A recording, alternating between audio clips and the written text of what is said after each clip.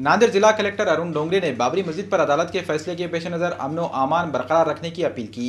बाबरी मस्जिद फैसले के पेश नज़र जिला कलेक्टर की जानिब से अमन कमेटी की मीटिंग मुनक्किद की गई। मीटिंग में जिला कलेक्टर अरुण डोंगरे ने जिले के तमाम ताल्लुकात के साकिनान से लॉ एंड ऑर्डर की सूरत हाल को बरकरार रखने की अपील की। नियोजन भवन में मुनक्किदा मीटिंग में जिला एसपी विजय कुमार मगर, मेयर दीक्षा कपिल धबाले, नौमुंतखब रुकन असम्बली मोहन राव हम्बड्डे व दीगर अफसरान व अमन कमेटी के अहदेदारान मौजूद थे।